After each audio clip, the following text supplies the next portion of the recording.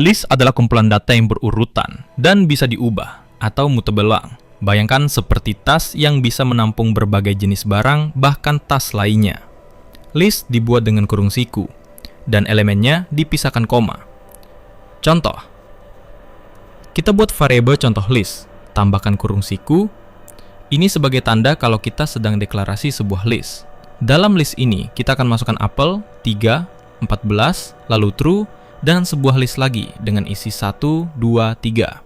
Kita bisa lihat list yang sudah dibuat tadi dengan cara print contoh list. Lihat, output yang diberikan menunjukkan bahwa kita bisa menyimpan string, angka, boolean, bahkan list di dalam list. Setiap elemen list punya nomor indeks dimulai dari 0. Jika kita sebagai manusia, biasanya berhitung dimulai dari angka 1, namun berbeda dengan komputer. Komputer secara default memulai perhitungan dari angka 0. Oleh karena itu, ketika kita ingin mengakses sebuah elemen dalam list, elemen awal akan dimulai dari angka 0. Kita juga bisa akses dari belakang dengan indeks negatif. Coba kita praktekkan. Pertama, buat variabel baru, kita namai buah. Lalu kita buat list dan elemennya kita isi nama buah-buahan.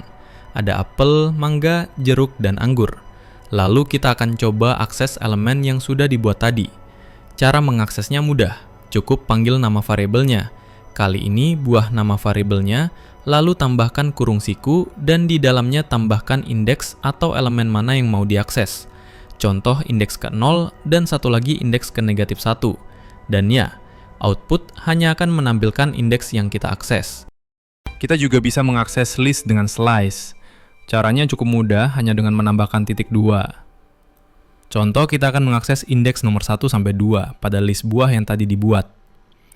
Maka kita cukup panggil variabelnya, buat kurung siku dan tulis indeks 1, titik 2, indeks 3.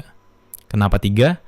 Anggap saja 3 itu batas, karena yang akan diakses hanyalah 1 sampai 2. Kalau mau akses dari indeks paling awal, langsung saja slice, dan tentukan batasnya contoh sampai 2. Maka yang akan diakses hanya indeks ke 0 sampai 1.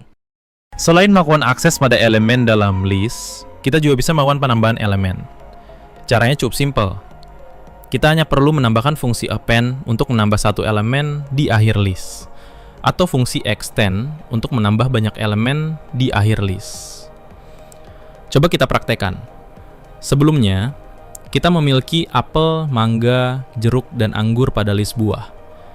Kita akan menambahkan satu buah, yaitu durian. Maka cukup ketik buah.append durian. Coba kita cek, dan yap, durian ada di akhir list buah. Atau kalau mau banyak buah yang ditambahkan, cukup ketik buah.extend kurung siku nanas kiwi. Kita cek sekarang, nanas dan kiwi sudah masuk dalam list buah kita. Karena list ini bersifat mutable atau dapat dirubah, kita bisa merubah data dalam list dengan cara kita panggil variabel listnya. Lalu tambahkan kurung siku untuk mengakses indeks berapa yang mau kita ubah. Di sini gue merubah mangga, berarti indeks kedua sama dengan semangka. Kita cek, dan yap, mangga sudah menjadi semangka. Data dalam list juga bisa kita hapus dengan menggunakan fungsi remove. Kali ini kita coba hapus semangka. Kita panggil buah.remove semangka. Beres deh. Sekarang semangka sudah tidak masuk ke dalam list.